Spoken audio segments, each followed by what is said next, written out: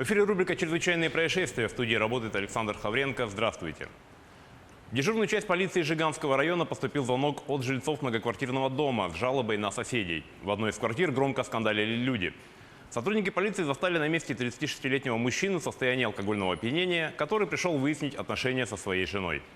Супруги находились в стадии бракоразводного процесса, поэтому потерпевшая съехала от мужа и временно поселилась в доме своей коллеги.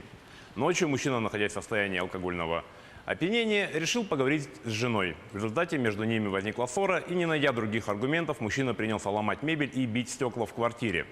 Пьяного дебошира задержали и доставили в отделение полиции.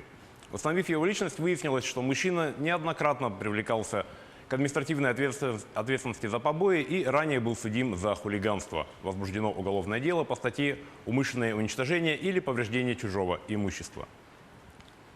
Житель Нюрбинского района предстанет перед судом по обвинению в убийстве женщины. Нюрбинские следователи завершили расследование уголовного дела в отношении 36-летнего жителя Нюрбы, обвиняемого в убийстве женщины. В ночь с 19 на 20 июля 2019 года мужчина вместе с потерпевшей в компании своих знакомых распивал спиртные напитки. Когда посиделки закончились, мужчина предложил проводить свою новую знакомую до дома. По дороге между ними возник конфликт, и мужчина напал на спутницу, нанеся ей 2 удара кухонным ножом.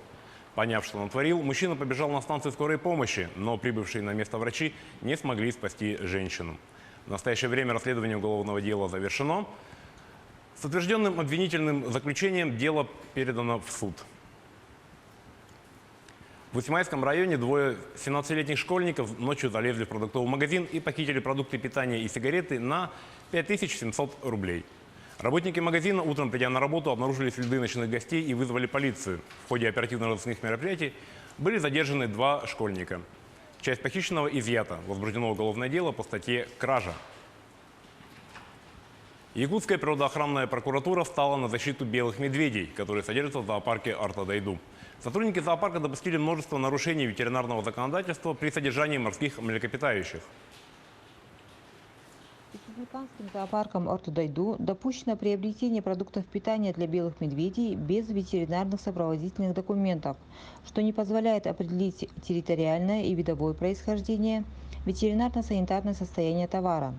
Выявлены нарушения закона Российской Федерации о ветеринарии, выразившиеся в непроведении вакцинации белых медведей против бешенства, мероприятий по обработке белых медведей от эндопаразитов, лабораторных исследований на наличие гельминтов. А сотрудники отдела экономической безопасности и противодействия коррупции выявили незаконную вырубку леса. С мая месяца неизвестные вырубили 200 лиственниц, нанеся значительный ущерб лесному хозяйству, который оценен более чем в 1 000 000 рублей. Полицейские задержали лесоруба, им оказался ранее судимый уроженец Якутии, который дал признательные показания. По данному факту возбуждено уголовное дело по статье «Незаконная рубка лесных насаждений». Подозреваемому грозит штраф от 1 миллиона рублей. На этом наш выпуск подошел к концу. О развитии событий в следующих выпусках новостей. Всего вам доброго и будьте осторожны.